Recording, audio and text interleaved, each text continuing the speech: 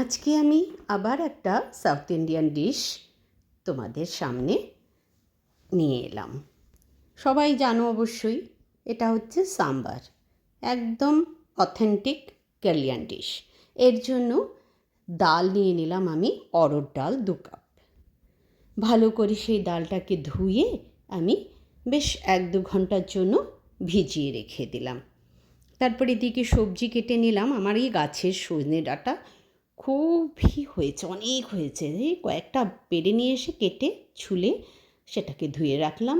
আর পেঁয়াজ পাতার সেই ওপরের অংশটাকেও কেটে ধুয়ে নিলাম।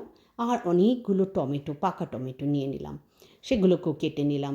সব একসাথে এবারে কুকারে আমি জাস্ট একটা সিটি দিয়ে দেব। তার জন্য সবগুলো আমি ওই কুকারের মধ্যে দিয়ে একটু নুন দিলাম, আর সাথে জলও দেব। এই দেখো, জলও দিয়ে দিলাম। এবারে কিছু কাঁচা লঙ্কাও দিয়ে দিলাম চিড়ে। এবারে ঢাকনা লাগিয়ে আমি একটা সিটি দেব। একটা সিটিতেই হয়ে যাবে। দেখো হয়ে গেছে না, কি সুন্দর। এবারে এটাকে একটা বাসনে আমি ঢেলে রাখবো। কেন, এবারে ডালটা আমার সেদ্ধ করতে হবে তো। এবারে ওই জলটা দিয়েই আমি ডাল ঢেলে দিলাম কুকারে। এবার একটু নুন আর একটু আবার জল দিলাম, আর ওটাকে সিটি মেরে দিলাম 3-4টে। বাস, কি সুন্দর হয়ে গেছে সেদ্ধ। সব কটা আমি একটা বাসনে ঢেলে দিলাম। এদিকে কড়াইতে তেল বসিয়ে তাতে গরম হয়ে গেলে এই শুকনো লঙ্কা ফোড়ন দিলাম। এইবারে আমি এটাতে ফোড়ন দেব সর্ষে আর হিং। বেশ খানিকটাই হিং দিলাম, আর গাছেরই কারি পাতা ফোড়ন দিলাম। এবারে হলুদ দিয়ে দিলাম, আর দিলাম লাল লঙ্কাটা। একটু ঝাল ঝাল হলে ভাল লাগে, সেই জন্য একটু নাড়াচাড়া করে এবারে ওই বাসনের মধ্যেই আমি ফোড়নটা দিয়ে দিলাম। কি সুন্দর যে ঘ্রাণ বেরোচ্ছে তোমাদের কি বলি।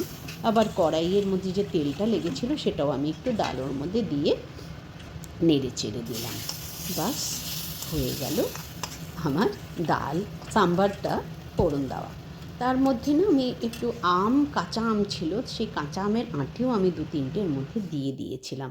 এই ফ্লেভারটা ভালো আসে। একটু গরম জল ঢেলে দিলাম, একটু পাতলা হবে তাই। আর সাম্বার মশলা একটু দিয়ে দিলাম, 1 চামচের মতোই আমি এর মধ্যে দিলাম। এতে ওই সাম্বার মশলার টেস্টটা ভাল লাগে আর কি। আমি বাড়িতেও বানাই, কিন্তু রেডিমেড ছিল তাই রেডিমেডই আমি দিয়ে দিলাম। দিয়ে ভালো করে নাড়াচাড়া করে ফুটতে দিলাম। বাস, হয়ে গেল আমার সাম্বার রেডি। দেখছো কি সুন্দর ধোঁয়া উঠছে, একদম গরম গরম। আর খেতেও না দারুণ হয়েছে। আর কিছুর দরকার নেই ভাই, শুধু সাম্বার আর গরম গরম ভাত হলে বাস হয়ে গেল দিনের খাওয়া। আমার তো খুবই ভালো লাগে, নিশ্চয়ই তোমাদেরও ভালো লাগে। তোমরাও এইভাবে বানিও, শর্টকাট, অনেক কিছু বেশি দিতে হয় না, তাড়াতাড়ি হয়ে যায়, আর খেতেও খুব ভালো লাগে। তো ঠিক আছে, আজকের মতন এখানে শেষ করছি।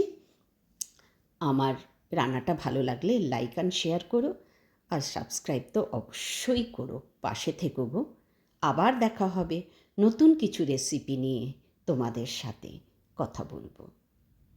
টাটা, বাই, আবার কালকে দেখা হচ্ছে।